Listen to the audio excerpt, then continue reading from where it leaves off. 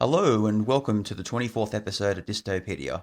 I'm your host Matt Davidson, and once again I'm joined by my colleague Andrew Hodgson. How are you, Matt? Yeah, not too bad. Andrew, yourself? Yeah, not too bad. So I didn't call you champ this week. Yeah, I was waiting for it. But I was about to champerino you back.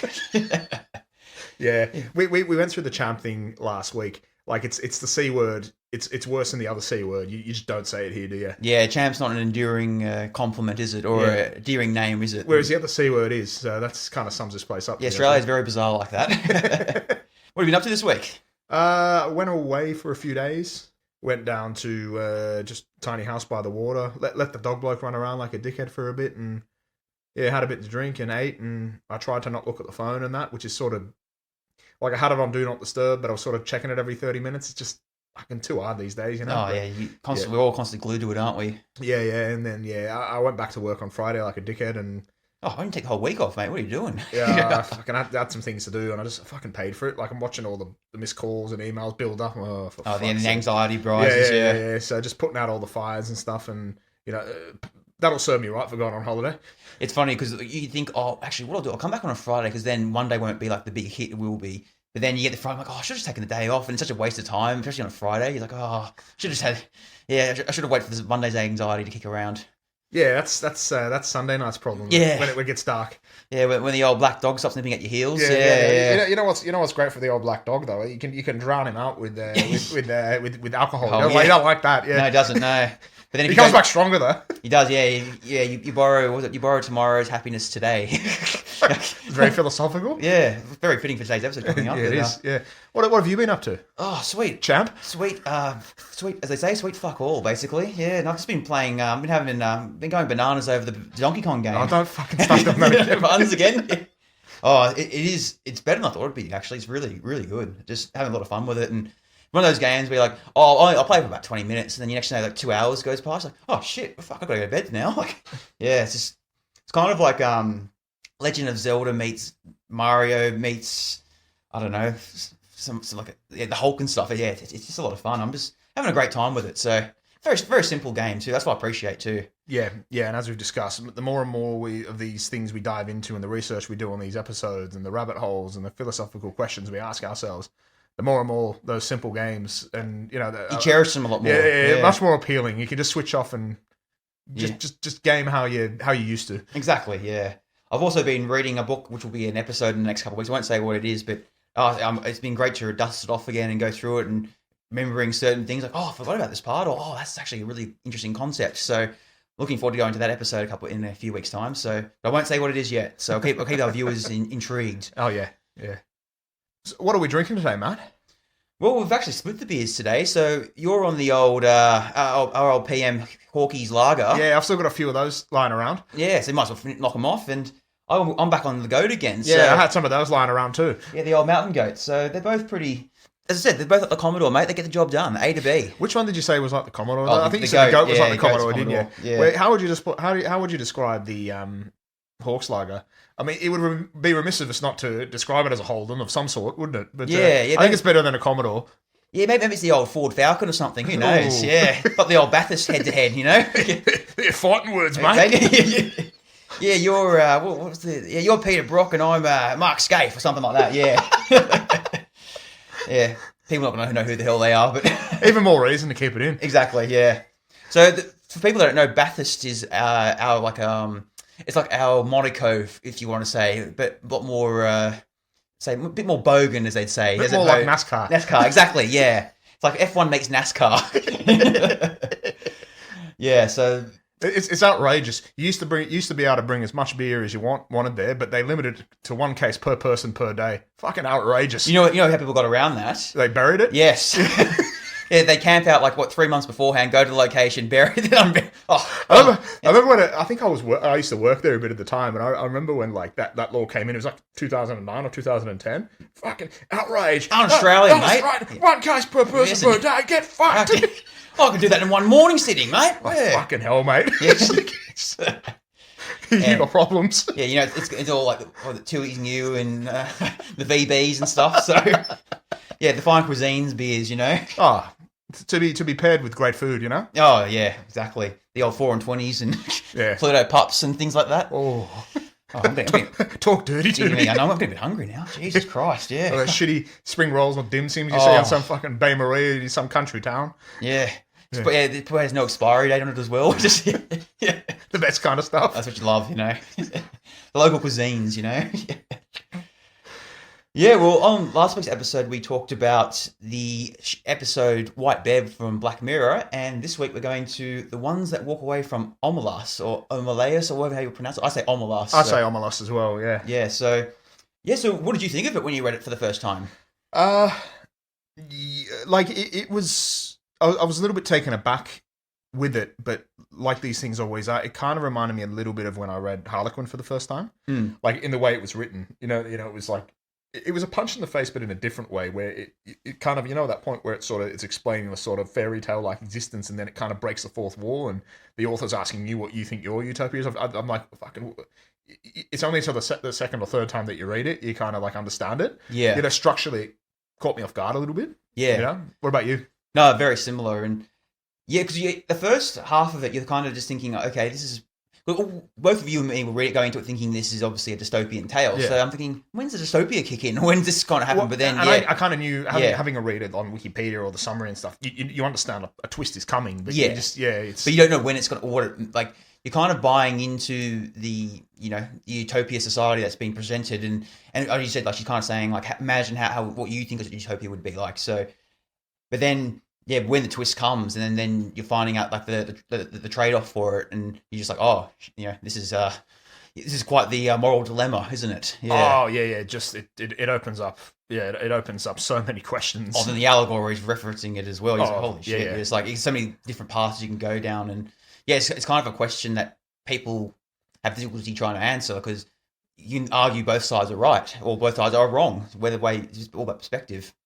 Well, the one thing I came away with, like one person's utopia is another one's dystopia. And I think that, if you think about that in the context of now and the way the world is, or ancient civilizations and everything, it was always built off, ancient civilizations built off slavery. We go back and romanticize about ancient Rome or ancient Greece or Egypt and, the marvels of civilization. But a third of Rome was made up of slaves. You know what I mean? It's like you tend to think...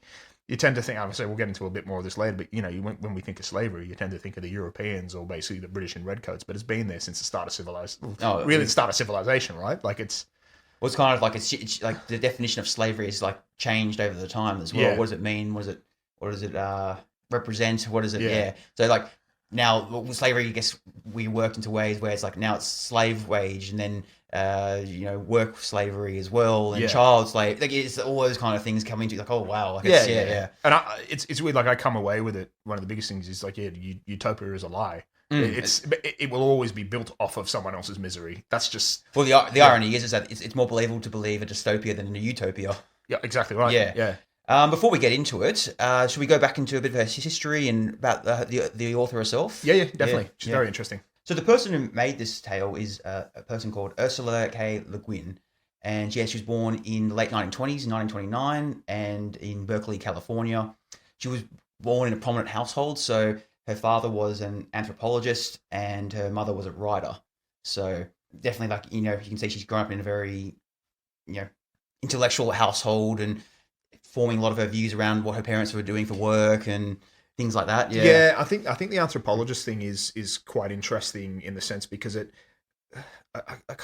don't think I can really get my head completely about what anthropology is, but from what I understand of it, it's sort of looked back through human culture throughout the years. So it's an understanding of culture, ritual, myth, and all that sort of stuff throughout ancient civilizations. So you can see that in a lot of her writings, particularly in the one we're going in today, of that real deep understanding of human psyche, primal urges, that sort of stuff. I think it really kind of maps that.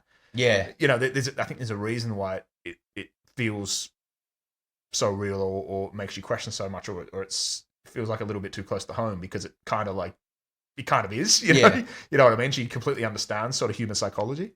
Yeah, definitely. And as we said too, she would have grown up too, and seems like a lot of the authors we talk about these days in this on this podcast, they grew up around World War II and the Great Depression, and so you can see a lot of those worldviews and world events would be influencing her style, her thought process, her inspiration, her whatever we want to go from there. So And then, yes, you touched on too, she was very interested in anthropology, mythology, and just storytelling in general. So it was kind of like she was born to become a writer, right? So that's what it kind of entails. So yeah, she graduated from Radcliffe College in 1951 and earned an MA from the Columbia University in 1952. Studied Roman literature, and in 1953 she married the historian Charles Le Guin. So that's where the surname comes from, obviously, when she married him. And they decided to settle in Portland, Oregon, which is on the west coast of America, and she raised 3 children. So pretty standard, kind of typical traditional norms from what it was back in those days. So yeah, definitely. So, but I mean, what you'd see, but there's that traditional side of things, but some of the boundaries she'd push in her writing. Oh, absolutely. Like some of the key themes here that she kind of like The Left Hand of Darkness, which I believe came out in 1969. This explored a genderless society. Yeah, she was already looking at that. What are we, 60, 70 years ago now? Yeah. That's sort of the exploration of sort of androgyny, and it didn't matter. There was, philosophically, she would subscribe to the theory of like Taoism, which is more like, your yin, yang. Buddhism, right? Yeah. Sort of. I think so. The core idea of, I think they cross over. So, but I think the core idea of like Taoism is like the way of nature, so harmony with natural order. So if you're thinking of like a rock in the water, or a stream, the water moves around the rock, it doesn't go through. It's kind of that like accepting hurdles, accepting life, accepting sort of the anarchy of life, and kind of rolling with it, I suppose. But yes, the yin and the yang, like the I guess opposites interdepend. Yeah. What I'm trying to get is like in a lot of her books, she kind of rejects the binary of sort of like good and evil, or male and female, or harmony and conquest. It was sort of like no one's evil for the sake of being evil. So and she kind of like this gray area in life. So I think based on that, like she would kind of, you would say that we're very complex people, and it's not always as you said black and white. It's not black and white. Yeah, there's a lot of different multiple factors to it. Yeah, to things. Yeah. Yeah, exactly right. She was like exploring that. She would have really sort of fitted into like today's in the way we see our stories now. We don't want that. We kind of reject that good versus evil thing now, Yeah, but I think that's been oversaturated these days. It probably has been oversaturated a little bit. But you could see someone like her, she would find, I guess, the right, what Disney would do to. I'm sorry to have another pop at Disney. Well, I'm not sorry. No, they deserve it. But she would kind of find like what they would do to the original cartoons, or what they would do to the original fairy tales, and they'd sort of, I'm not going to say dumb them down for children, but they kind of add like they'd frame it in a way. They sort of take all the critical. Well, they take it down back to basic human emotions and story tropes, right? That's what they do. So like, good over triumphing over evil, right? That's what it is. And, you would think the original fairy tale, say Snow White, for example. So like the queen in Snow White wants Snow White's heart, liver, and lungs eaten, whereas in the Disney one, there's no cannibalism. The queen falls off a cliff, and the ending sort of softened into like. Well, she wants her looks, isn't it? It's a romantic true love's kiss. So there's other things, like there's kind of like the Cinderella story where the stepsisters cut off the toes and heels to fit the slipper, which is kind of might be a critique on the system and society and fitting into it. Whereas like Disney, they pretty much just, there's no gore. They kind of like, I don't know, they focus on like, kindness and wish fulfillment and all that sort of shit. Like it's black and white, Well, you could argue with the moral dilemma that we go into further in that could be a reflection of the society at the time that it was written in. Yeah, definitely. So then you say, maybe back then it wasn't a big deal to cut someone's leg off, but now like when Disney wrote the Snow White adaptation, like that, obviously in the 1930s, it wouldn't have been acceptable to do something like that. Yeah. But what I say, I bet she kind of rejects that idea of like dumbing things down, and stopping simplifying things. Simplifying. Like it. And I appreciate her for that. Yeah. There's a lot of there's a lot of other things. She did a book called The Dispossessed, which it goes on at like has a go at capitalism and flawed utopias. There's like the word for world is forest, which is one where apparently colonizers exploit a forest world. It's an allegory for Vietnam. So it's No, I was reading about the Dispossessed one, where it's apparently like it's contrasting like a capitalist world and anarchy world kind of thing, and comparing the two and how it would thrive and work and stuff. So that sounds like a really interesting one to go into, maybe down the track. But But yeah, the world, the word for the world is forest. Sounds like a really interesting one to go through. Yeah, great representation of the times of Vietnam when she was writing it and stuff, right? Oh yeah, definitely. And like, you know, she was one of the first ones to sit there and say, no, all fiction is political.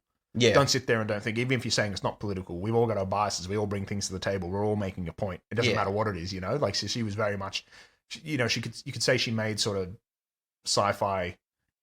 Her and probably Harlan Ellison and a few others were around at the time, but they really brought it out of that kind of pulp. Yeah. You know, when you think of like sci-fi in the day when there's all the bloody stupid monsters and things like that. Oh, like Lost in Space kind of stuff. In the cartoons, and it was sort of, she's like, no. Like, well, the evil Martian comes to Earth. Yeah, that kind of stuff. Yes. Yes. In that voice. Yeah. But like, she kind of pushed, you know, her and as I say, Harlan Ellison and a few others really pushed sci-fi out. And I think she even rejects the idea of being called a sci-fi writer. I heard she doesn't wants to like be a that novelist. term. She doesn't like being categorized, which, you know, that's fair. So she, you know, we can credit her for. Yeah, she seems like the kind of person too, because you know, a lot of times, like say for politics, for example, someone goes, "Oh, I'm left wing" or "I'm right wing," where she seems the kind of person who says like, "These are my beliefs," and then you decide where, or like not that you decide, but that's what my beliefs are. So therefore, that's what the category people will put me into, as opposed to being like, "Oh no, I'm a science fiction writer because of blah blah blah," kind of thing. That makes sense. Yeah. So it seems like she kind of like, no, this is what I believe. This is what I'm writing. Don't fucking pigeonhole me in one camp or the other. Yeah. Fuck, we can. Yeah, that happens right now, can't we? Yeah, it's very relevant. Yeah. Just because you believe one thing but not another, it kind of makes you right wing or vice versa. Exactly. Well, no. It's like, yeah. Exactly. Yeah. Yeah. That's probably another discussion for another day. But it is. But I think what she's most famous for is the Earthsea Cycle fantasy series. So, a Wizard of Earthsea, The Tombs of Atuan, The Farthest Shore, and then later collections, which is the Tenanahu, apology if I'm butchering the name, and The Other Wind. And I believe the Wizard of the Earthsea Cycle one was adapted into a manga movie by Studio Ghibli in 2006. I didn't know that. Yeah, and it was directed by Miyazaki. His son directed it. Apparently, he was actually a big fan. The main director was a big fan of her work, and she didn't want to adapt any of her stuff at that time because she didn't have any history with them or knew any of their stuff. Then she ended up watching My Neighbor Torito, I think it is, and Princess Mononoke, and then goes, "Oh no, these guys know what they're doing. I appreciate what they like. They put a lot of care and craft into their work." And then she gave them the permission to do it, and she enjoyed it. So. No, it was a nice little touch there, I thought. So. Oh yeah. What a hats off to them, eh? Yeah, I mean, apparently it's most like not the most critical acclaimed one out of all of them because the son directed it, but still, like it's still on the record, and I think it came out in around 2006 when that was published. So. Yeah, look, there's another thing I was reading about her as well. So she hated the idea of like the hero's journey in like Western literature. I was reading, yeah, she called it overly dominant, saying it glorifies conquest and ignores cooperation. And as I say, she prefers stories where choice, community, and balance drive narrative, not lone saviors. It's not realistic, and we see that in the story we're about to go into. So she's saying Demolition Man's not realistic. Yeah, I don't agree with it. Yeah, same with Arnold Schwarzenegger movies. I find them realistic. Yeah. She's That's making me question a few things. Yeah. Well, my point. All jokes aside, well, the most famous hero's journey story of all time is Lord of the Rings, right? So I mean, I argue it is oversaturated. I'd say maybe especially back then, but I'd say now it's kind of a bit not that kind of same way, is it? No, it's flipped on its head a bit. Yeah, no.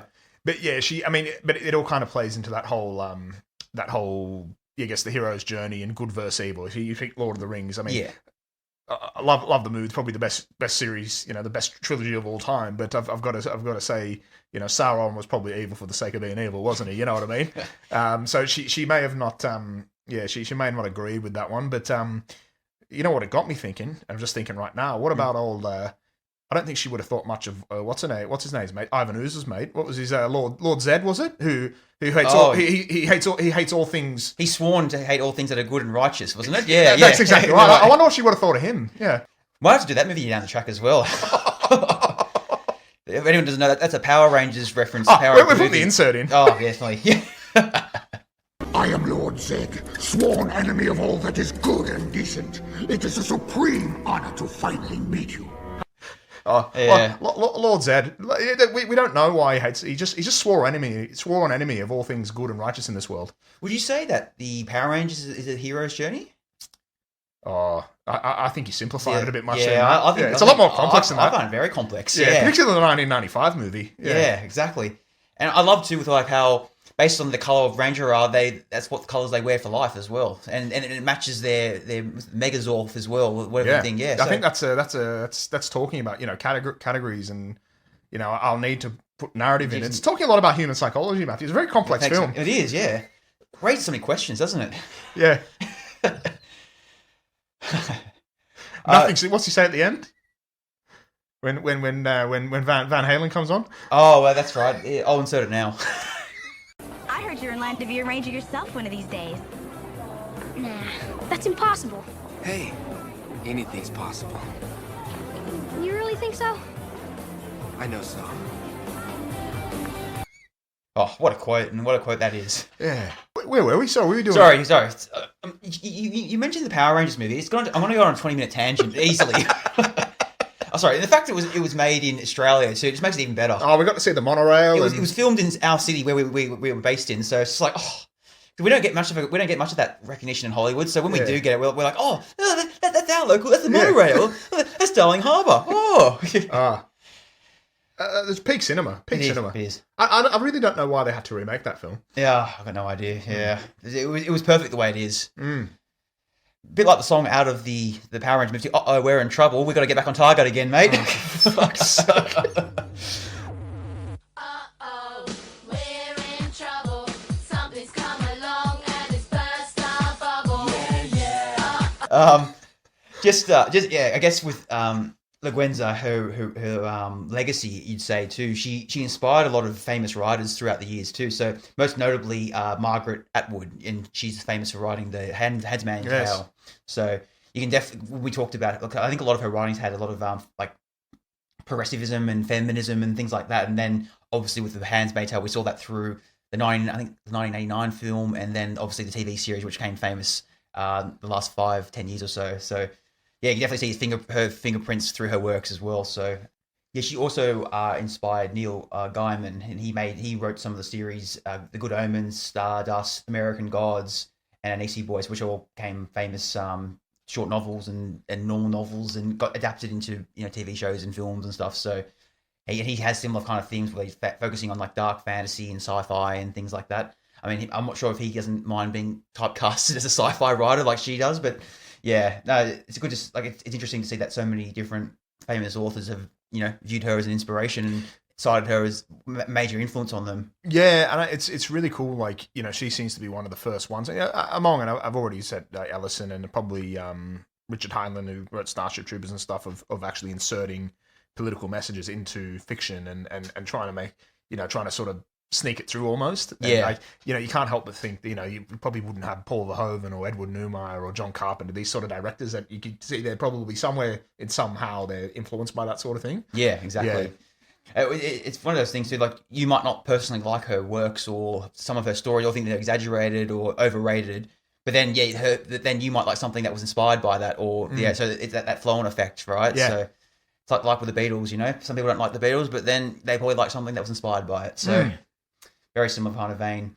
And yeah, through her career too, she published over 20 novels, 11 short stories, poetry, essays, and translations, earning numerous accolades, which included 8 Hugo Awards, 6 Nebula Awards, and the National Book Foundation Medal. So that was in 2014? Was that one, that medal? I believe so. Yeah. Yeah, I think she had a slide at Amazon in that speech for the commodification of books, so she had an attack at them. Oh, that's funny actually. Yeah. Yeah, because Amazon didn't do more than books, did they? They didn't morph at all. Yeah. Like I understand. You could just like before we get into the episode, like that argument about Amazon, right? So you'd say, yeah, what they've done, they've commodified books and stuff, but then you could also argue by them making it easier for people to gain access to books, it helps spread the word of reading around. So yeah, I'm a bit conflicted on that. You got to kind of take the good with the bad, exactly, which is very relevant to this week's episode, isn't it? It certainly is. Yeah. You can't just start cherry picking. Exactly. Yeah. All right, I think we won't go into too much depth here, but I think it is worth probably looking at the world in 1973. So, in March 1973, at the Paris Peace Accords, the US had withdrawn, so it was the last chopper out of Saigon, basically. So they left there out of shit. How long were they in Vietnam for? Oh, 1964. or was it 65? 65. I think. Yeah, but then they had advisors there Yeah. beforehand. So a long time. Yeah. So they'd officially pulled out of Vietnam. So they were dealing with the fallout of that. They were. I guess you're looking at, in the context of this story, things like things that happened there with the Ballet Massacre and some search and destroy missions where they. What was Nixon's famous line for leaving Vietnam? Peace with honor. That's exactly right. Yeah. But they found out with the Pentagon Papers that they were actually losing more men than it said, and things come out about the Ballet Massacre, and I guess it's playing into this thing of like, you can see how it's influenced the story we're going to go into, in the sense of like doing these unspeakable acts, with Agent Orange, all this sort of stuff at home. And they never bombed Laos. Remember that? They never did. They never did. Yeah. That was very secretive. But they were sort of, we've touched on Watergate before. They were starting to lose a little bit of faith in the government. They were starting to realize it was probably a deep state involved. The government wasn't being completely true to them. They were seeing the atrocities that were happening, in their name overseas to sort of hold up the liberties at home. It all kind of plays into it. The Vietnam War, we touched on the Truman Doctrine in past weeks as well. There's certain things and certain elections they were meddling in, and certain authoritarian governments they were siding with and funding on the promise of like backing communism, and so it's all this sort of stuff. I guess the price of the price of actually protecting the utopia at home, someone else will always suffer. Yeah, and we're seeing this in the world at the time. I believe also that was the year the Roe versus Wade case in the US. The famous Roe v. Wade of abortion rights. Oh yes, yeah. Yes, So that's a lot of that reference now, isn't it? Yeah, exactly. Well, it got referenced a couple of years ago when it got was it repealed or something, wasn't it, from memory? And that was called a massive out. Well, it's like it became a national thing when they repealed it in 2023. It meant it left it up to the states to decide whether it's illegal or not. So that's where it's gone backwards a bit, but. We've talked about her just before, how she's like a strong feminist and progressive type. So that would have been a big landmark deal for that period of time to 1973. Yeah. So also to another one of the same year, the Native American activist called the Wounded Knee Occupation. They occupied the town of Wounded Knee in South Dakota to protest treaty violations and demand greater recognition of their rights. So this is touch on obviously the Vietnam War, and then obviously 1960s to lingering 1970s with the civil rights in America and things like that. So that was definitely at the forefront of the cultural battles and the cultural in the zeitgeist at the time, right? Yeah, exactly. Yeah. You talked about the indigenous activism, the rise of feminism as well coming into it. Yeah. Already, the Cold War's still going on. I feel like we mention that every week, and naturally. But there's a lot of nuclear anxiety. The mutually assured destruction, or the MAD doctrine. Again, it's prosperity under the threat of annihilation. So peace and everything's secured and we're all living our lives, but there's thousands of nuclear missiles pointing at each other to sort of uphold that peace. It's sort of madness, but you can see all these anxieties coming in. This is the cost of that freedom. Yeah. So you have to accept this, and this ties into the story we're about to go in, pretty well. That's that's the cost of it. And you would argue, how can that be a good thing? But we're complex people. Exactly. We're complex creatures. You would probably say there was like a counterculture collapse, like sort of going on from the 60s. A lot of like, there's the hippie optimism in the 60s, the communes, the free love, all that sort of stuff. By the 70s, it had all you sort of get the feeling that maybe all these people had grown up and got jobs, and a lot of that optimism died, and it ran its course, right? It ran its course, and I wonder how much. So a big part of it was the protesting the Vietnam War, right? And then we've discovered there 1973, they pulled out. So what do you counter against? Like, what are you counter protesting now? It's kind of like loses kind of bizarre in a way, as you said. And are these people who are at college now, they've got their full-time jobs? I don't worry about that anymore. I'm making a living now, or other things to worry about. It's controversial, but would you sit back and like, did it really make a difference? Like I don't know. Like I'd say it did. The protests did. Yeah, it put massive pressure on the US government and the military industrial complex a lot. Like the protests, like the relentlessness of it too. Like, and then also became a global thing. So you're seeing protests in Australia, UK, all through Europe, other parts of the world. So I think that's where like protests can be oversimplified or over kind of examined in that way, where people think, it doesn't really resolve anything, but then constant pressure, constant fighting back, it kind of does. There's a breaking point, right, where they can't give into it. Yeah. Yeah. I see what you mean, and you probably do raise a good point there with the actual pulling out of Vietnam and everything. So it's almost like they needed each other the movements needed each other to go. It's odd. It's odd. I feel like there's an analogy in there, you know? Yeah, exactly. Well, we saw that recently too with the Black Lives Matter protests during the COVID times in 2020. Then, because obviously a big part of that was the George Floyd thing. Then it moved on to Donald Trump as well. But then he got unelected, and then Biden came in. So then it's like, well, do we need to protest anymore because the guy we want's in? So it kind of, you know what I mean? That kind of fades away. So the boogeyman went away, but then the Empire Strikes Back. He came back 4 years later. But that's another story for another day. Well, I'd say that the most insignificant event of the 1973 was the Arab oil embargo by the OPEC organization, which is the Organization of Petroleum Exporting Countries. And this was created in response to the Yom Kippur War. So this was basically an embargo on any countries that were supporting the Israelis. And this really hit hard with the United States, obviously. So they were the main factor of supporting Israel in that perceived war, yeah.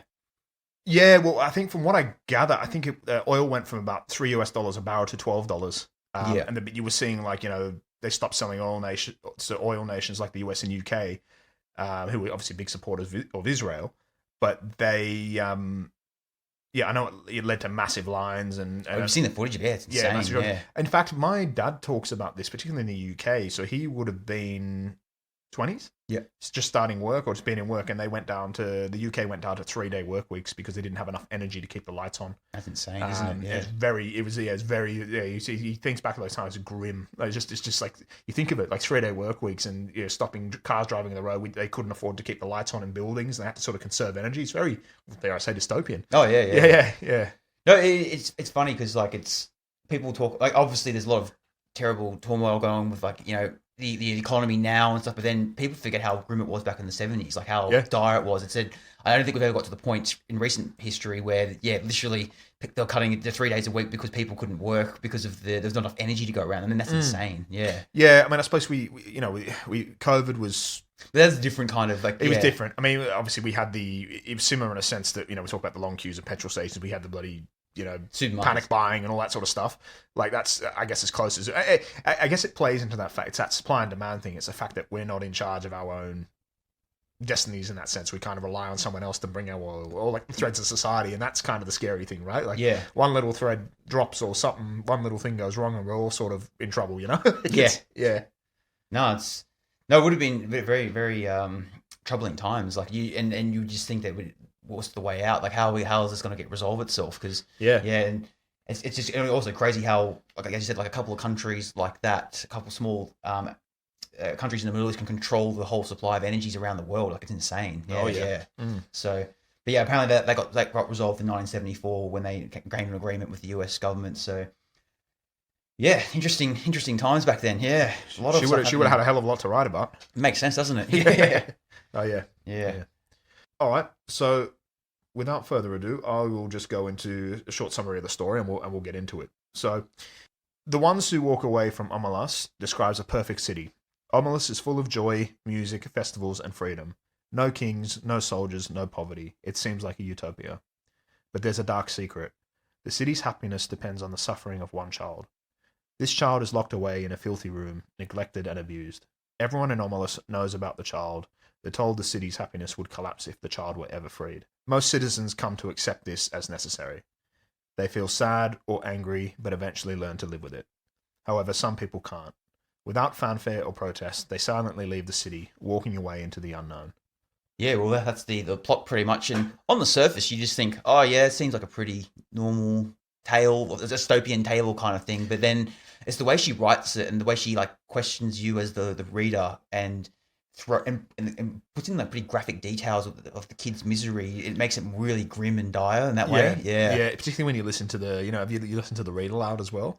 Yeah, I've done it on YouTube. Yeah. Oh god, you feel sorry for the kid, Yeah, no, it's the part two when if anyone looks it up on YouTube, there's a read along and the guy does a kind of acting with it. Yeah, and does the kids one. It's like, can I please just have a little bit of something, please? And then with the pain of that, it doesn't cry anymore. It starts to whimpering. It does that whimpering noise, like a dog out in Yeah. the yard or something. Yeah, it's horrendous, isn't it? Yeah, it is. It is. It's hard to listen to, but I think before we actually get into the story, it's interesting to know where she sort of conceived this idea from. So apparently, she came, the word Omelas. She'd seen. It's actually She's from Salem, Oregon. Oregon right? backwards. It's a bit like the fucking Nilbog thing in Troll 2. It's like that, yeah. That's another movie for another day. Yeah. That's another shit movie that's fantastic. Oh yeah, great movie. Nilbog! It's Goblet spelled backwards! This is their kingdom!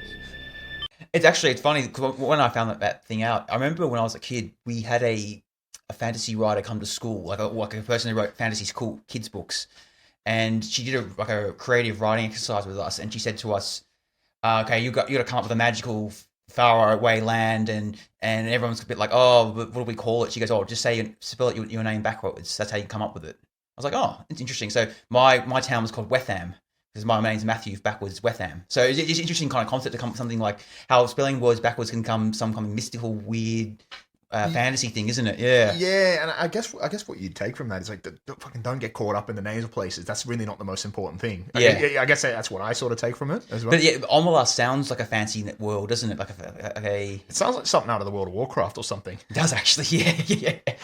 Well, and Azeroth, yeah.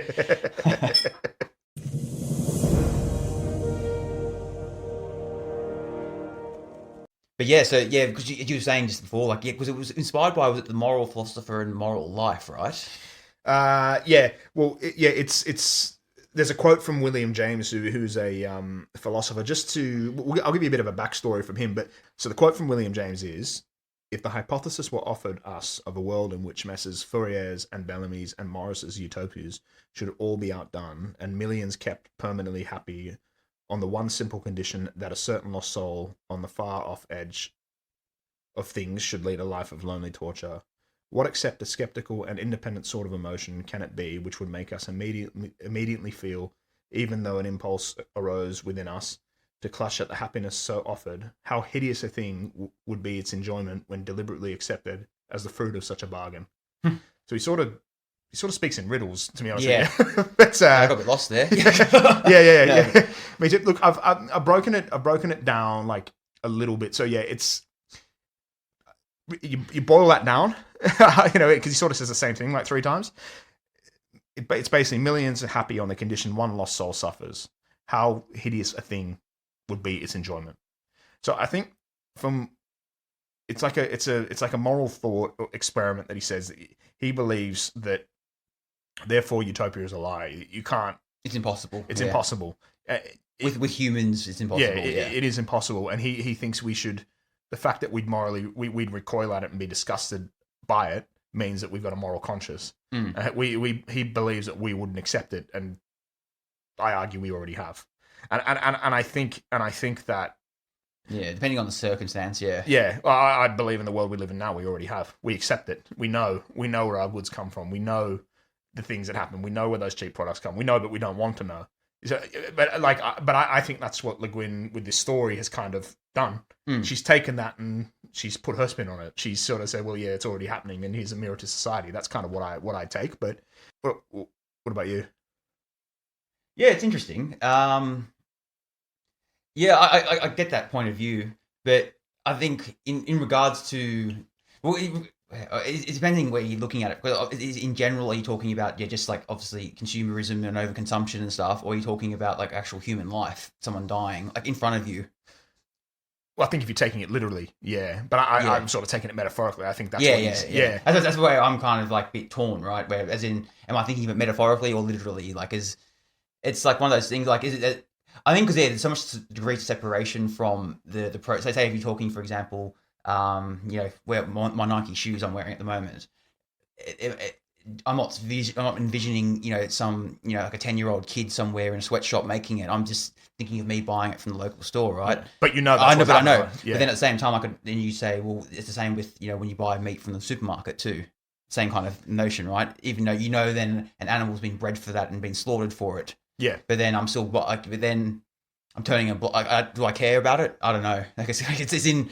If I saw it up front and I had to kill the animal myself, I probably couldn't do it. But then from that many degrees of separation, it doesn't bother me, does it? Like, all in general. Yeah.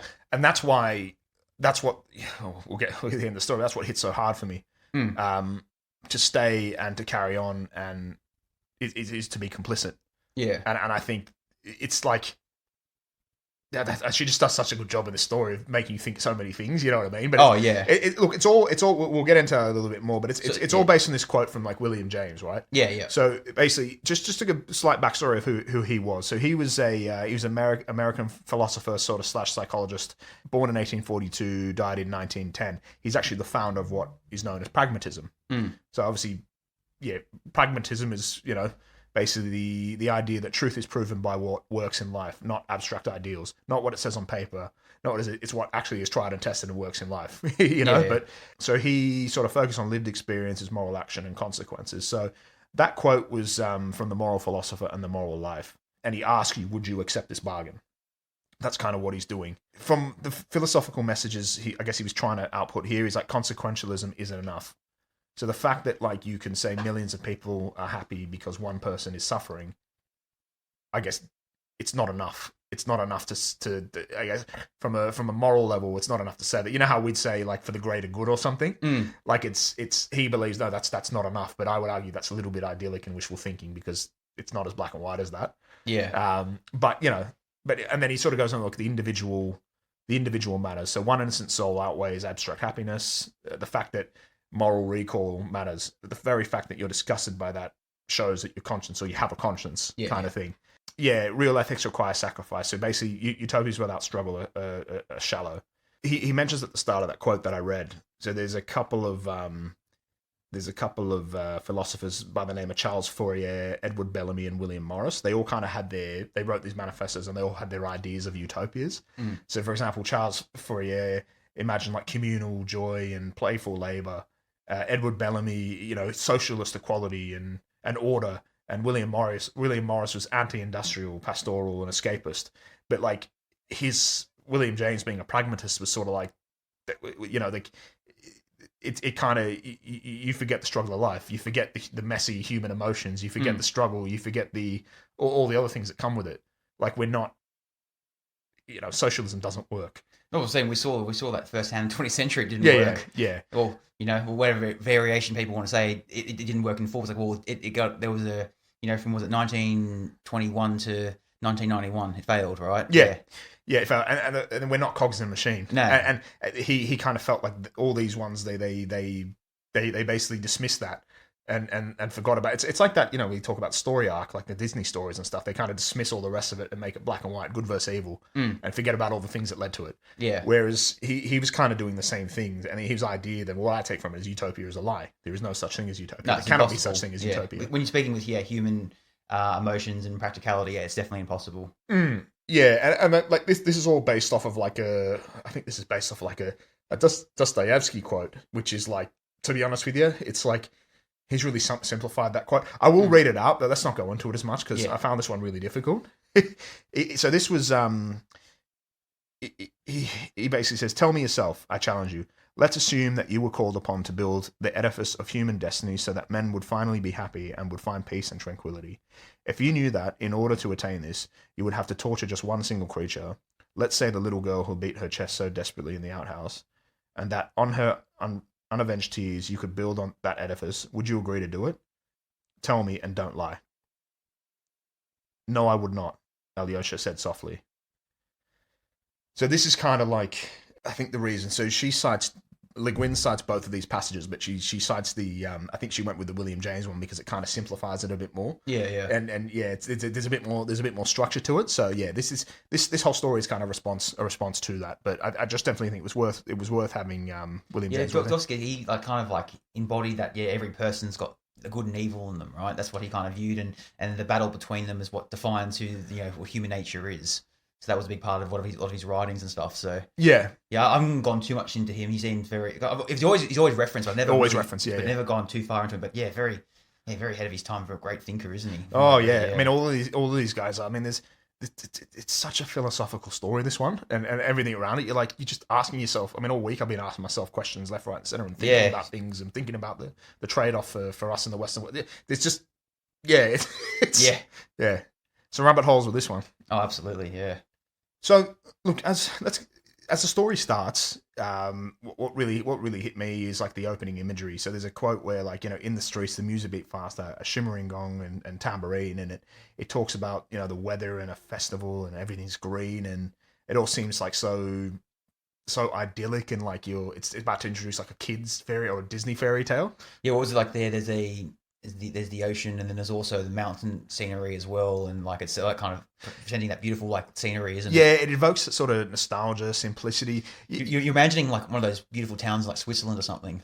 Well, yeah. you know, my first thought on initial read was like, so when I lived in England, or obviously when been back to England, so I got family there and stuff. When you go back home for like a British summer or something, and it's, you know, it's only summer for like a month of the year or something, but like it's a perfect sort of 27 degrees. There's a breeze.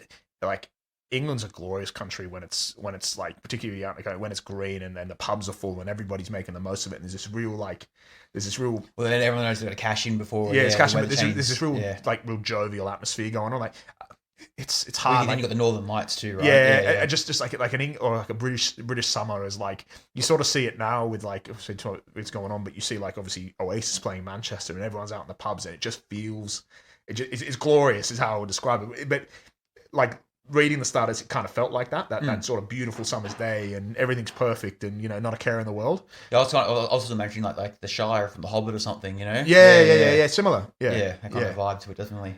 Yeah, it's like, it kind of like even got me thinking of like, do you remember when like I don't know, you're in primary school or something, in high school, you'd finish that last day and you'd walk out of school. And the euphoric feeling on the summer holidays, and you've got 6 or 7 weeks, and that felt like a lifetime. Yeah, as well. but that day you're walking out, you meet up with your friends or something, and it just the weather's perfect, everything's perfect, and it's like that sweet feeling of like summer and freedom. And, yeah, out of the archaic bloody structure of school.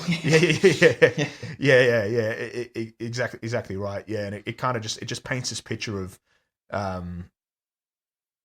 everything's perfect.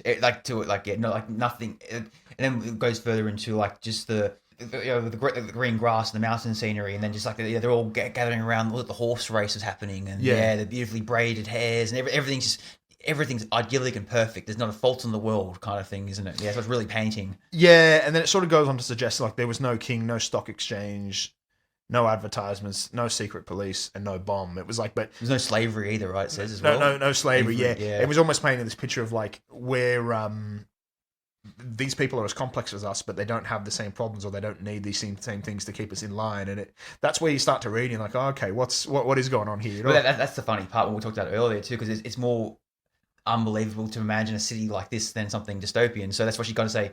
Oh no, not only is everything perfect, but they're not stupid as well. They're actually really intelligent people, and then they're not ruled by. They haven't conquered this world or this landscape by, you know, death and destruction. It's all fitting in this perfect world, like from scratch in a way. Yeah. And she goes to some distance to actually say that like they're not simple folk. Like, don't think these people are simple folk. That's what I mean. That's what I'm saying. But I think that kind of raises that question, like the link between simplicity and happiness. Oh yeah. You know, when you're thinking like, are we in modern world? Are we less happy because we're like overwhelmed with choice and stimulation, and we've got all the options in the world? We can be anything we want to, or we're told we can be anything we want to be, or like, you know, we get the choice paralysis when we're trying to put on Netflix, and we just there's too much choice and we think we're going to make the wrong one. Whereas like the simplicity of just living off the land, and you know, well, what was it? Every middle class, upper class person's got depression now and stuff because of like, we're overstimulated and over exposed to things that we shouldn't be and things like that, you know? Yeah. It's funny, but that's like, it starts to feel at that point when you're reading it, you're like, this isn't this is a little bit wishful, and that's the point, you know? Exactly. Yeah. But I think the way she starts here with like, you know, the joy and the festivities and stuff, it kind of, you do get to this point where you're reading the story, it's setting you up, this twist is going to be... It's all too good to be true. Yeah, and you know that twist it's all going to be a bit more horrific, and we got a far to fall from. But then it sort of does something I really don't expect, like the fact that she really she breaks the fourth wall. Like, she sort of like, what does she say? Like, well, this is how I might imagine it in my utopia, sort of thing. But yeah, she goes here, the quote is, "Perhaps it would be best if you imagine it as your own fancy bids, assuming it will rise to the occasion. For certainly I cannot suit you all. For instance, how about technology? I think that there would be no cars or helicopters in above the streets. This follows the fact that people of Omelas are happy people. So yeah, she's kind of saying like maybe in my utopia there's no cars and a subway system or something, but maybe your one there is. Yeah, it's kind of saying whatever you think that the ultimate perfect society is, whether that's some ultra near distant future, flying car city, or if it's just the old fairy tale days of people playing the flute and wearing the kind of stuff. It's really weird. Like, this is where it hit me in the first place. Like, I don't think I've ever known an author to like break the fourth wall like that. Yeah, and it's asking you, and that's where you realize that like. I think utopia is an idea. This place doesn't exist that she's talking about. Yeah, or the whole like, and it's this thought, but she's talking to you and asking you like, do you believe? Do you accept it? Like it's or maybe add an orgy in if you want to. Maybe it's like it's just Well, that's when because you're thinking like it's as you said, like, you're thinking it's like a Disney cartoon or some old fairy tale, folk tale kind of thing. Then she starts throwing in like, there's also orgies are happening left, right, and center. Then people are taking this wonder drug called Drews, and it's the perfect drug. You never feel a hangover. You never feel the come down. You don't get addicted. There's no come down from it. It's just everything's just perfect. And if you don't like taking the drug, that's right. We've got beer for you still. You're not hungover. It's fine. Everything's just perfect and idyllic, and like it's the absolute ultimate perfection you could ask for. Yeah. And she talked about too how a lot of time when we celebrate something, it's about the victory of like World War II or something. And I think that there's a bit here where like she says like there's a quote like the joy built upon successful slaughter is not the right kind of joy. So like it's the joy's not built on that. We're not joyful. We're not happy because we've beaten someone else in submission. We've not won a great battle and So like it's all happened peacefully and there's no conquering. There's no conquering. You wonder if that's a slide at the time with what was going on at the time in 1973 with the Truman Doctrine. Or I reckon just in general because like you think of all the celebrated days throughout Western calendar, like a lot of it is D-Day and Australia with Anzac Day and things like that. So it's all about like whether it's all based on war and conflict and rising to the occasion and lambs to the slaughter in some ways when kind of thing. Yeah, well that's it's all the glorification of war, isn't it? Yeah. But you think of where she's from, like America. Oh yeah. America emerged as the world's superpower after the Second World War, and so they're built on. War. Oh yeah, it's. Well, wait, 4th of July. What is that? That's the Revolutionary War. So exactly right. I guess it's like she's making the point. It's not the right kind of joy, and I would probably agree with her, but also say that it's the way it's been throughout human history. It's to cite Cormac McCarthy. It's sort of it's always been within us. Exactly, and I'd argue too that. You would say that a lot of those celebrations are fighting against tyranny, right? So and that is something to be celebrated. Yeah. I mean, certain some are, but it's not always as black and white. As exactly. But I think it's I don't think these necessarily reflect her beliefs in the in these things as well. But I think she's just sort of having subtle digs as well. Of course. Where she's writing, particularly with some of her research and to her sort of non-binary thinking as well. But then she. But there's that right. Like, as we say, most societies, you would argue, are built on conquest. And is that joy sort of guilt free? I don't know. It was that long ago. That's the conundrum, isn't it? Yeah. You said it's long ago, and it's always been part of us as a species, and we're born but it's like you could say. Oh, it's terrible in one way, but then it's kind of like all cultures have done it in their own way, right? So there's no like we're all complicit in it. Some obviously a lot worse in a certain degree of it, but every culture isn't sin free of it, kind of thing. No, not at all. Yeah, not at all. Yeah, exactly. So, well, then she further goes onto the cooking, the smell of cooking and stuff like that, and then there's a kid. Wasn't there a kid's playing the flute, right? I don't think this is really done on purpose. This last bit before she goes into the big reveal. She's talking about how people pause and listen and smile, but they do not speak to him, for never sees playing and never sees them. His dark eyes are wholly wrapped in the sweet thing magic of the tune. So it's just kind of like they're all enamored by this beautiful flute playing and embracing it, and how it is actually, as I was saying before, like a young child as well. So I think she popped that there on purpose as like the last reminding thing of the people of the festivities of the town, the summer games, whatever's going on. So. The last remnants you have thinking is about a young child. So, and we'll find out later why a young child is referenced, isn't it? Don't we? Well, yeah, and that's where that sort of twist comes in. It talks about what she say. Do you believe me? Do you accept the festival, the city, the joy? She's broken the fourth wall again. Yeah, And this is like, oh, how about if I tell you? She goes here, do you believe me? Do you accept the festival? The city? The joy? No?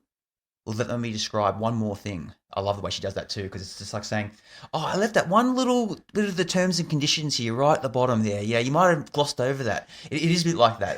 And I feel like she kind of had to give you all of that joy and give you everything so you can accept it. Yeah, exactly. Yeah.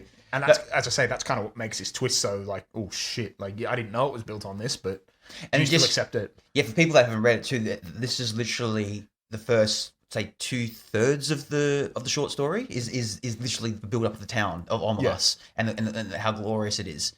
And then that simple one little thing. Let me describe that one thing, and that's when we go into the next quote, which is, in a basement under one of the beautiful public buildings of Omelas, or perhaps in the cellar of one of its spacious private homes, there is a room. It has one locked door and no window. One light little seeps in dustily between the cracks in the boards. Second-hand from a cobwebbed window somewhere across the cellar. In one corner of the little room, a couple of mops with stiff, clotted, foul-smelling heads stand near a rusty bucket. The floor is dirt and a little damp of the touch, as the cellar dirt usually is. The room is about 3 paces long, 2 paces wide, a mere broom closet or a disused tool room. In the room, a child is sitting. It could be a boy, it could be a girl. It looks about 6, but actually is nearly 10. It is feeble-minded. Perhaps it was born defective, or perhaps it had become imbecile through fear, malnutrition, and neglect.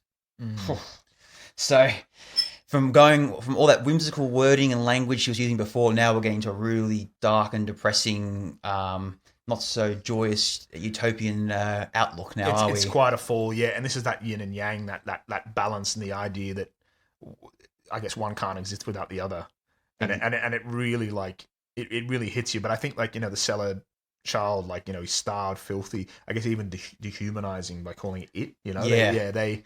It's quite hard. I think it goes into some detail about it. It's lying in its own filth, and it's got sores all over its body, and it's got no shins, and it lives on a bloody no calf, wasn't it? No calves, I think, and it lives on a, it was a gruel and basically what half a bowl of cornmeal and grease or something in it. Yeah, and they fill up the water bowl, whatever it is, and and it's initially too. She states too that its only thing it can remember was like its mother's voice and sunlight.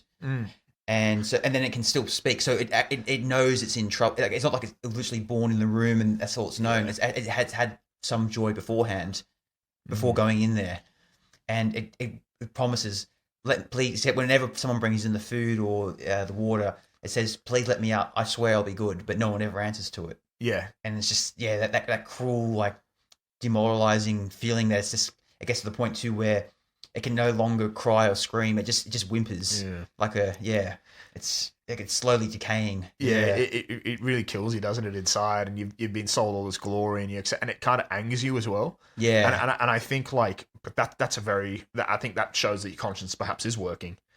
But you realize that, and it goes on the state that the literal happiness, or the literal, the yield from the harvest and the weather and everyone's happiness is literally linked to the misery of this one child. So if they were to let the child out, the world as they know it would collapse, I suppose. Now, we don't know if that's what they've been told, or if that is literally the way it is, or like the physics of the land. That's open to interpretation. But I mean, as soon as I read this, initially thinking, like, is this a slide on capitalism? It probably is. It's probably a slide on consumerism. It's a slide on consumption. It's a slide on, like, Western society. We talk about slavery. The fact that we choose to go back and romanticize about ancient Egypt and Greece and Rome and these marvelous civilizations, and as I say, a third of Rome's population was slaves.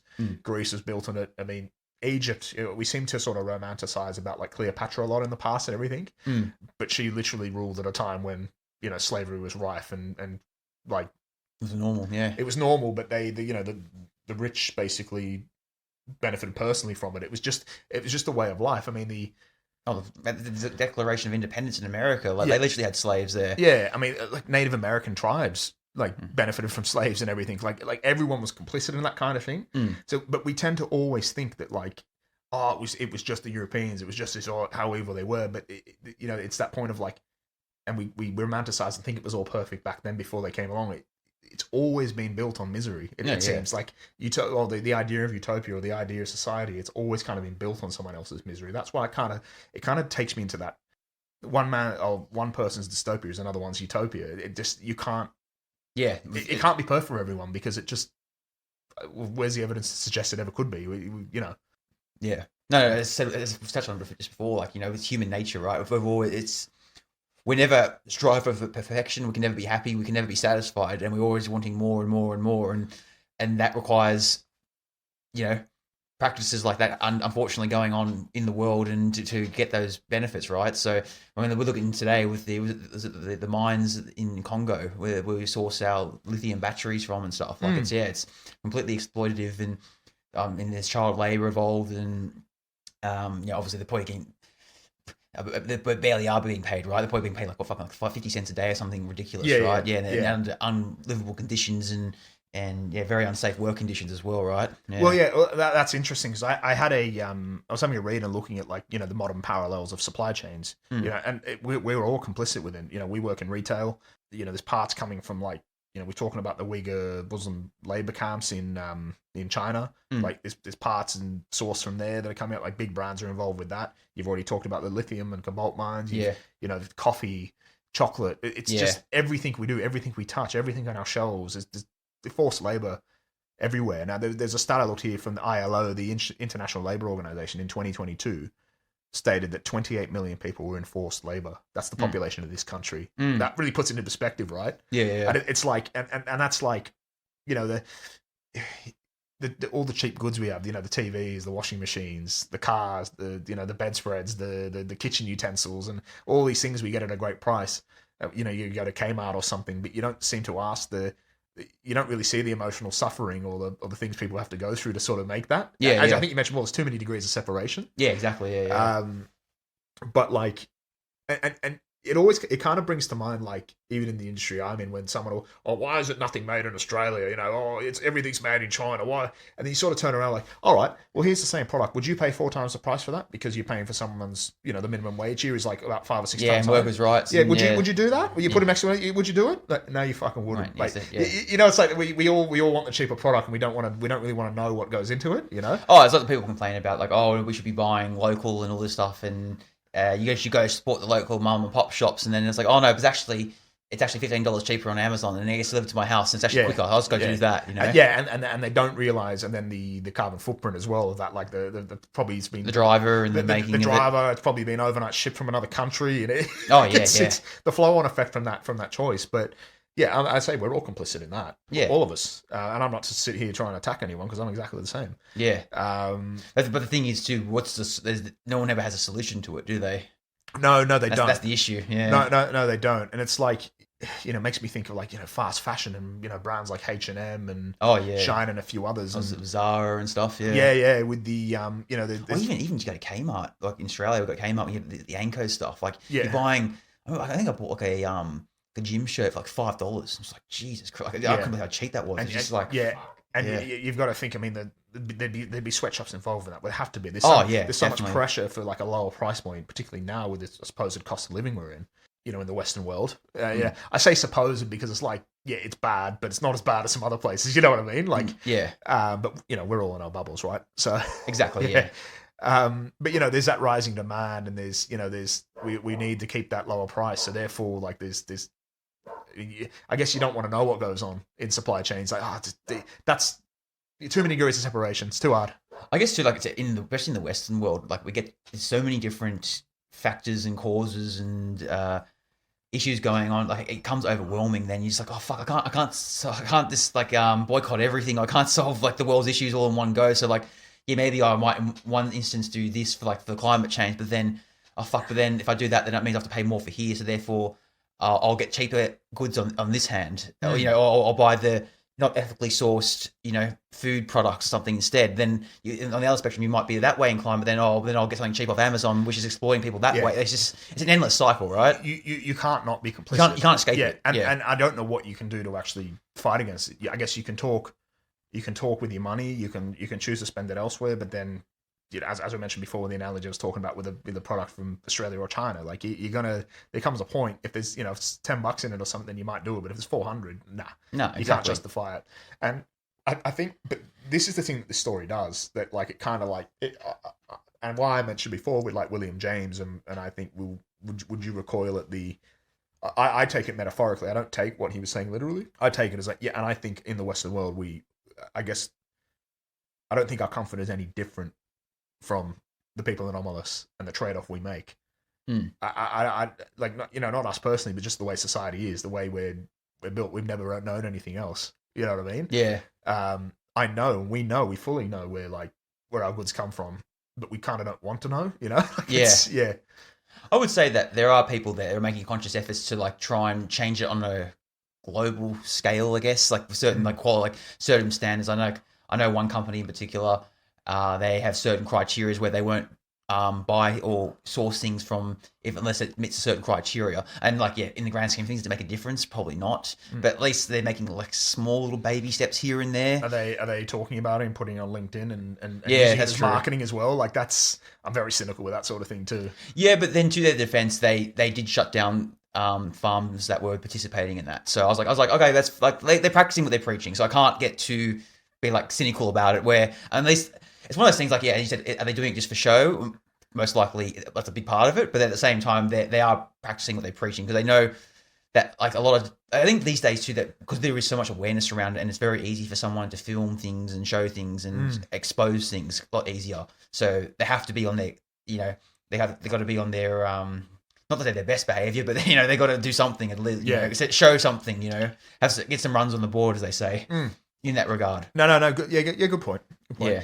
Look, it also kind of makes me feel of like, even the climate change argument as well. Like, the emissions we burn, I guess that, the fast fashion, and, I already spoke about the, like, clicking the button on Amazon, the overnight shipping, the transport, the driver, the cheap holidays, the cheap flights we go on and stuff like, and I feel like the seller child could almost be like, we don't really feel the effects of climate change straight away. It's usually like it's those island nations that are kind of feeling with the rising water, that like, but it's basically us doing what we do and living our lives the way we do. It's kind of they're being punished for that, I guess. And I kind of see the analogy there with the seller child as well. Yeah, that's very true. And I guess you look, well, the biggest emissions are probably China and America as well. So you look at the Beijing skyline and you're seeing all the emissions being pumped out there, and the smog and around it, and I'm assuming it would be affecting the people's health there. Like we're in Australia, where we don't see too much of that. You'd say like it's pretty where our carbon footprint's very minuscule in comparison to the rest of the world. But overall, though, we're not 100% green renewable energy as well. No, so not as much as we should be for such a small nation. I mean, we are. I think the current government are trying to make like baby steps in improving that, but yeah, it's probably another topic for another day. But but yeah, we're back on topic. Sorry, with the child. What I find interesting too, because we find that, as we just said there, how this whole city is based on the city's based on this child's misery, and it's what she also states in this as well, is that everyone knows about it. So it's not like it's a hidden secret. It's not like it's not like Santa Claus or something where you find out later on in life. It's kind of like everyone knows that, and everyone's complicit in it and accepts that this is our deal with the devil. If we want to have this perfect society, that one child doesn't state where or how the child comes to be, it has to suffer or has to go through that terrible predicament. So, but then what's interesting is that the kids that grow up who aren't chosen, the unlucky one, the ones that are lucky, they at around between the ages of 8 and 12, they are then taken to the cellar and shown what the circumstances of why and how this beautiful society's, or this utilitarian world vision's happening. And then that's when they get confronted with the truth. And then every one of them is horrified or disgusted. And this is when they're given that moral dilemma where we've been touching on, where they have to decide, do I agree with what's going on? Do I accept this is the price to pay? Or is this so despicable and unspeakable, I can't participate in this? And that's the big moral question of this whole short story, isn't it? Yeah, and what's the quote? They all know it's there. They all understand that their happiness depend wholly on this child's abominable misery. And it's like they go away, they cry for weeks and weeks and get angry and want to do something about it. But what I find really interesting about this is the fact that they begin to start. It's that utilitarian sort of logic is like the needs of the many will always outweigh the needs of the few, and they start to rationalize. I think there's a point where they say, "Oh no, the child all he's ever known is fear. So what would freedom do? He wouldn't understand the freedom, or he's." And there's elements of truth of it because you think too, like if someone's been locked away in a cage and then they've been malnourished for that amount of time, and with that kid being taken out, the whole perfect society will collapse. Like I don't know, there'd be thunderstorms and rain and famine and shit. Then like, what would the kids like malnutrition mean would have to be nursed back into life, and then it would constantly be having health issues and it would not have a good life at all. So you can kind of see how they could justify that in a way. Yeah, but you can see why they're rationalizing that, but it still doesn't make it okay. Like no, I'm saying it's okay. But that's what I mean. But there's that rationale, and it's like so just an analogy I'd say it's kind of like you see a dog at the pound and it's got health issues and stuff. Do you put it down or do you try and just nurse it back to health and kind of thing? A lot of people say the humane thing to do would be to put it down, like because it's only going to continue to suffer, and there's no point prolonging its agony. Yeah, and it's that moral. That's what I mean. That's what makes you raise those questions. But the difference is this kid has to be kept alive in this state, like, and he's aware of his existence, and he's that's where I feel this rationale. But I feel like it's not so different from us. Yeah, like as I say, in where we are, we know deep down we know the cost of our life, or we know that people have to suffer. For us to carry on the way we are, for us to have our jobs, for us to buy the products we buy at the price. Like I'm probably taking literally the story, but like it's more like well, that's fine. No, but it's then taking the kid out.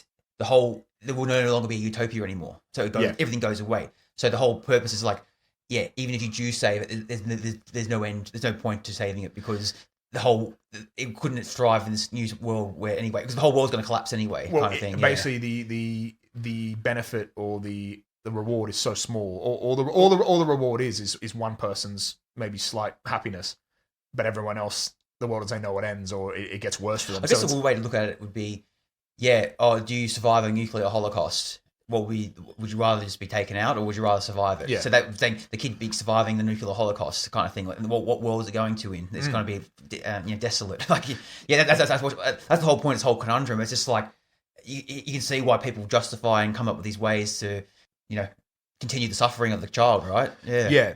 But I think this is where it kind of plays on that William James quote before when they said we're talking about it. Like he sort of thinks he would recoil, and you would argue. I guess this is the trade-off, but it was a bit black and white. Like it's that grey area. This is utopia, but this is the cost of that utopia. So it's kind of like I just found that rationale of people like they get to a point and they're no longer. They live their life and they don't want to feel guilty about it anymore. And I feel like it's something we all kind of do. We all go and live in our little bubble and just want to forget about it. This is the way the system works, and this is the way these countries are. This is the way their working conditions are.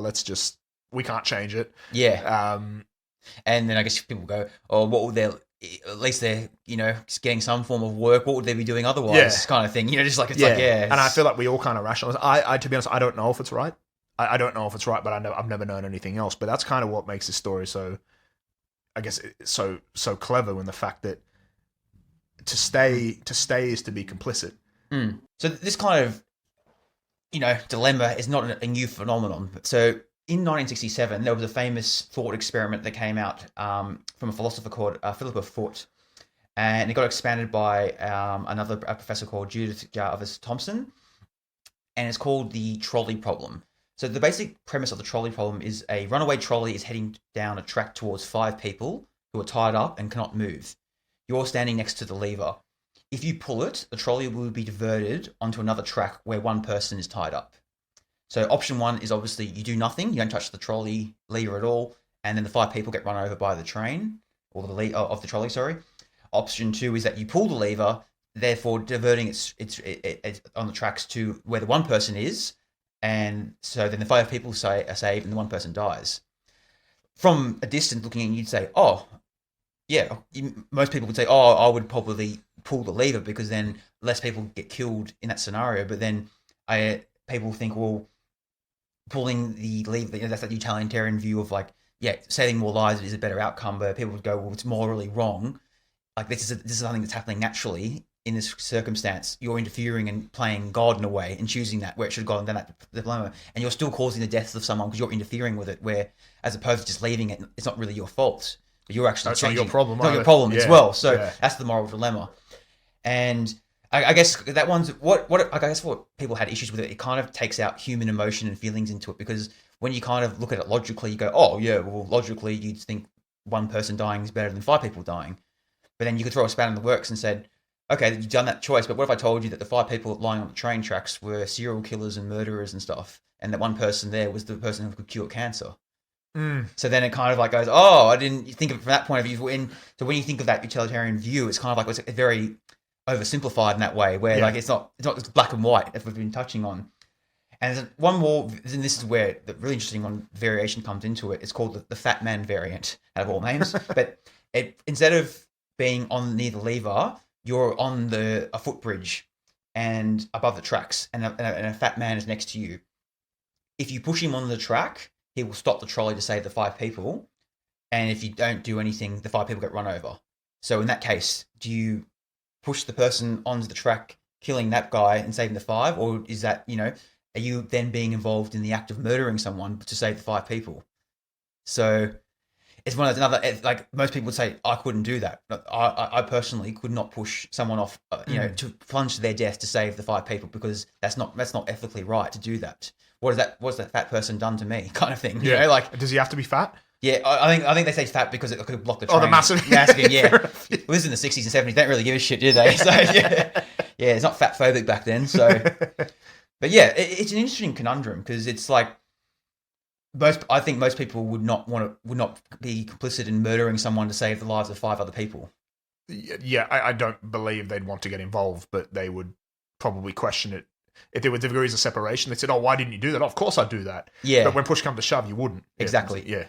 Well, they use this kind of this questioning to determine whether someone's a sociopath or a psychopath, because a psychopath who's got no feelings or emotions in that regard would view it, it's logical, just do it, I don't care. Like, it's for the greater good, or it's for my greater good. I would be considered a hero by doing that, by saving the 5 people. Where most people just think, the thought of killing an innocent person to save those 5 people is very... Yeah, it's not, the ends don't justify the means, kind of thing. Yeah, it's quite in itself is quite philosophical. It seems quite simple, but it adds so many layers to it. I'm going to add one more to it. It's called the transplant case. Right. So the conundrum is a doctor can save 5 patients by killing one healthy person and using their organs. So through similar numbers, often people are like, so do you? And would that be morally right? So you say you got 5 people that desperately need a new lung, someone needs a heart transplant, kidney. Most people would say absolutely not. We have these organ waiting lists forever. Like, why don't we just in this case we've got 5 people that are dying. Why don't we kill that one person? And that one person's organs can save for those 5 people. But doing the act, it doesn't work like that. It doesn't work like that. So that's where it kind of like goes. Yeah, I mean it sort of plays nicely into the misery of the child, doesn't it? Exactly. Morally, it isn't right, is it? No. And it kind of goes against everything it is to be human, and therefore, utopia by its very nature has to be a lie. It can never be such thing as a utopia, because... Well, this is where it challenged that utilitarian view, right? Where it's kind of like, but it is for the greater good. But then it's like, well, what does that greater good cost, and how do you get to the greater good? Yeah, and that just... Yeah, that whole question of what does that greater good cost? Like, there's so much grey area in the world. Exactly. We've already spoken about, the Truman Doctrine and things that America was doing to uphold their liberty. We've talking about sweatshops and where we get all our stuff from to keep our economy going, to keep people happy, to keep people in jobs. It's sort of like, I guess we look overseas, we look at all the stuff going on in the world and the problems they're having. It's not our issue. Everything's fine here. It's like it's. Yeah, sorry, just to summarize too, like what they say, like why they teach it, why it's so important, is because it's putting moral intuition against logic. So people's responses often shift based on emotional framing. So depending on what we just went through, right? And then it's action versus omission. So is causing harm worse than allowing harm? So it's causing the actual emotion of it as opposed to allowing it. Yeah, that's that moral dilemma we have. And can we really justify killing one person if it involves an overall better result? So like that human sacrifice, is it really, are we willing to pay the piper to do it? It really makes me think of that line. I think Jack Nicholson, Colonel Jessup in A Few Good Men. he's responding to like a death of a marine. He's saying like you need people like me out there on the wall. You want me on that wall. You need me on that wall. But I guess what he's saying is like he's kind of emphasizing the idea that some people need a strong, even harsh authority figure to maintain order. Exactly. That's the kind of point he's making, even if that authority is like morally ambiguous. Yeah, because we all kind of question it from the comfort of our living room, and we sit there and say, "Oh, you shouldn't have done that." But it's like you don't know. This is almost the cost of your freedom, to do these things. But also, why some of the best world leaders have been, what some of the calls have made have been like ruthless, but then it's necessary to make that call. Yeah, yeah, and yeah, it's. Yeah, God, this one's opened up a can of worms. Yeah, no, that's why it's because it like beautifully is relevant to what this story brings up, and just to make it in a modern day context with the trolley problem, there people are now using it with AI, for example. So they're self-driving cars. So when a self-driving car is viewing it's going to crash, does it decide who it's going to save when it's going to be crashed, kind of thing. So say I don't know, the AI car kind of malfunctions, and then also people are running across the street and it can only divert a certain way. How does the AI determine where it runs over something? Does it look at it and go, oh, I can pick that to be, it probably 90% is a young child, so I'll maneuver it and run over the other person. But then why is it allowed to do that via an algorithmic kind of setup? You know what I mean? That's another question with it, Yeah. And also too, we see it too with I think we touched about it in the Threads episode, or our very first episode with, when they're coming into the bombshell, when they're coming into the hospital scene, and why we're not wasting medicine on these people? They're going to die anyway. What's the point? Save it for the more important people. Yeah. Is that ethically right? Probably not. But logically it is. Logically it is. Yeah. Exactly. So we have these debates and issues all the time, don't we? Yeah, we do. Yeah. We do. So it's very hard to sit above that, isn't it? It's very, and like I guess to be emotional and all these other, it's the messy human condition, right? And it's all emotional, and it's all. I guess we just can't be. We're not machines. We can't be logical. Exactly. Yeah. I guess that turns in beautifully into like kind of how, as a society, we always just turn a blind eye to things. So, it's just sometimes easier not to think about these things, and ignorance is bliss, and we desensitize, and we fall for things like because things like propaganda and misinformation, it kind of reinforces that, and we don't want to scratch beneath the surface because we might find something that challenges our view, and we might have to do something about it. Something about it, or challenge it to the way we live is actually not as fancy and fantastical as we once thought it was. Yeah, and it's not. And I think that kind of goes nicely into the end of it. And it mentions, at times, one of the adolescent girls or boys who go see the child does not go home or weep or rage, does not in fact go home at all. Sometimes also a man or a woman much older falls silent for a day or two, then leaves home. These people go out into the street and walk down the street alone. They keep walking and walk straight out of the city of Omelas, through the beautiful gates.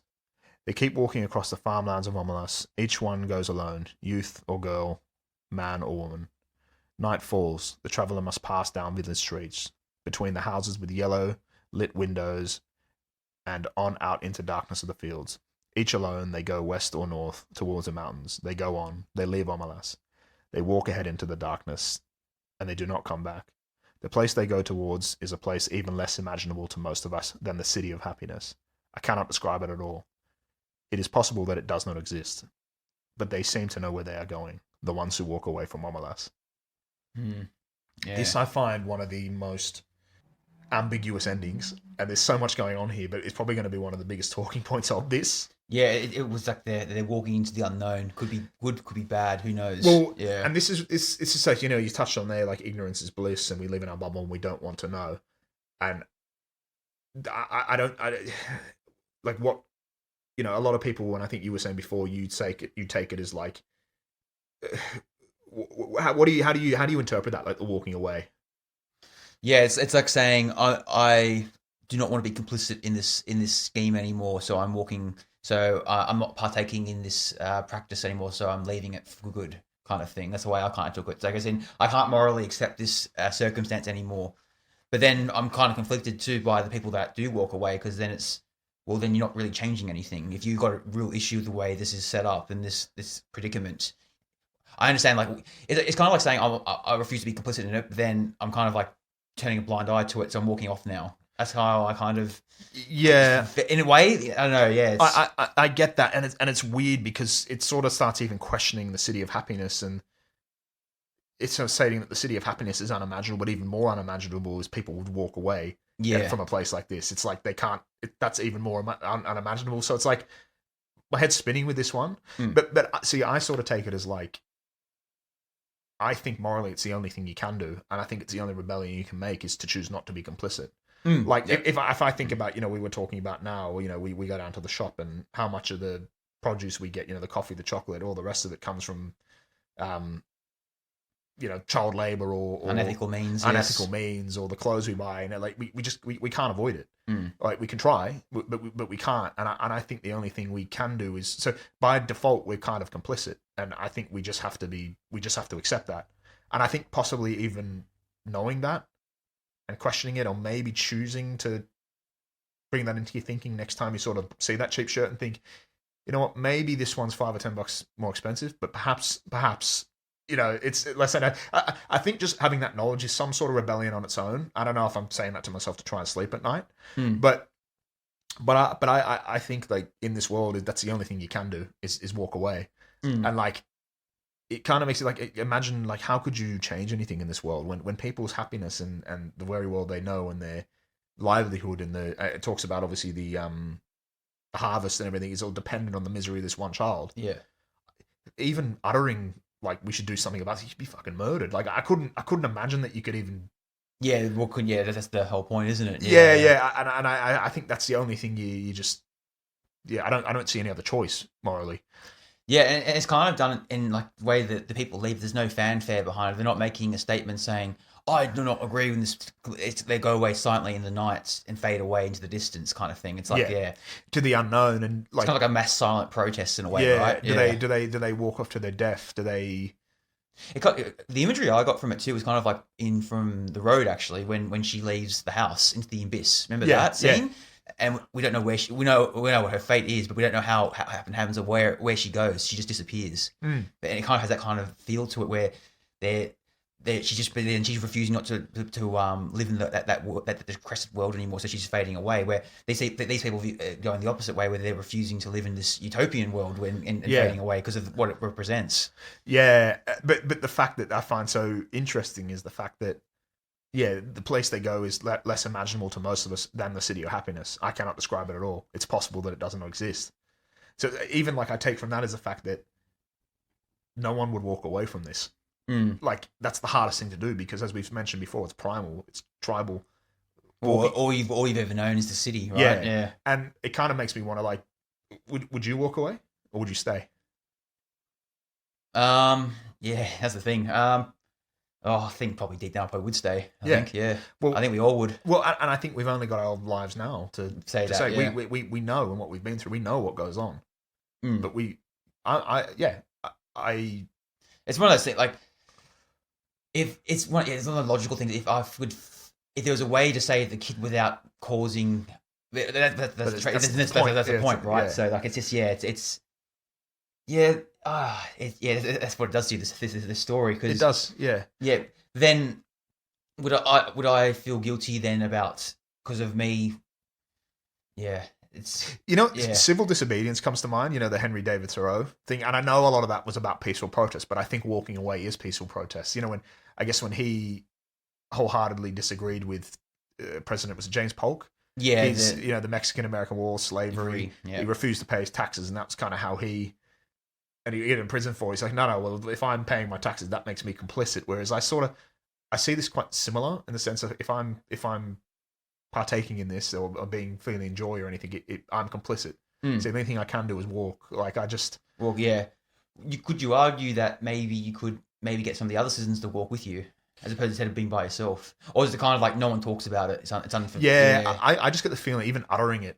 It's blasphemous. They turn on you, or you'd be labelled and disturbed with the peace of terrorists. We see how like with people like Edward Snowden and Julian Assange and that are trying to pull the wool. They're trying to pull the curtain and show us what's actually going on. But we see what happens and how they get labelled and they trying to get extradited from other countries, and they're labeled as disturbers of the peace, and you know what I mean. Like it's or like in the world we live in, where depending on your ideology, you're either a freedom fighter or a terrorist. You know, like I think we spoke about the whole. We don't talk much about the Cambodian thing with Pol Pot. Or we talk more about the Pol Pot and the Khmer Rouge because they were kind of on the other side, but we don't talk about what happened in Indonesia, you know? Yeah, exactly. It's that, like, brush that one under the carpet. Don't worry about that. The 500,000 people that were slaughtered. Like, it's because they were on our side. It's sort of like, I just find in this world where it's literally like everyone's happiness and the world as they know, like, I just don't think you couldn't do anything. That's what I take from it, you know? But yeah. Well, it's funny because I was intrigued to see what people's reactions were to it when, about the dilemma and just in general. Like, obviously, most people gave it, like, called it a masterpiece, gave it great praise, and how it explored, altruism, morality, and societal complexity as well. But then some people found it, some critics said, like, they debated whether the story endorses or condemns the choice to walk away. So, for instance, certain analysis argue that walking represents moral courage, while others suggest that the departure is an act of cowardice, avoiding responsibility for systematic change.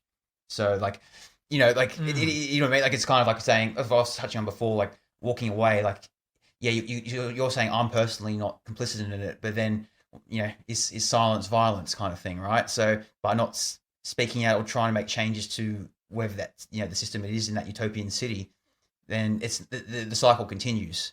I understand the protest of, like, I'm not participating in it, and then maybe that, but then in the grand scheme of things, you walking away, is that making any significant change? Probably not.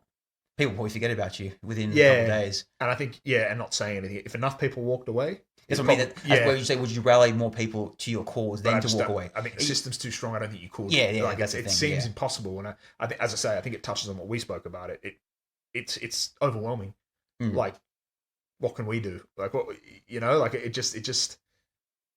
I guess this is the interesting thing in the sense she you can feel in the Le Guin's writing. There's no hierarchy. There's no hero that comes in and saves the day. It's ambiguous. So one more thing to mention on this, I just thought of it then. Just also too, she mentions too that the child remembers its mother's voice. So how is the child chosen to go in there, and what happens to the mother after that? And it puts the question to you, saying, could you accept this? You're happy to accept this utopian society, but if it was your child, if it was your, brother or sister, would you accept it?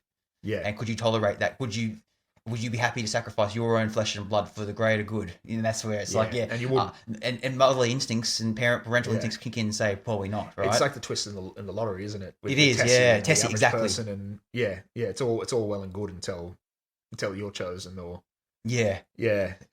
but no, I'm just the ambiguity of the ending. It's so like, my mind's going in circles with it. It is, yeah. Like, but I know how I feel. I know the whole point. Like, it's not, utopia's a lie, but people actually walking away from that. I think people would accept it. People would find a way of rationalizing that. Oh yeah. So the fact that nobody's walking away from that. Like, I think we see through history too. Like, most of the time in the societies, most of the time people go along with it, right? So like it's I mean, there are a couple of people that refuse to go to buy into it.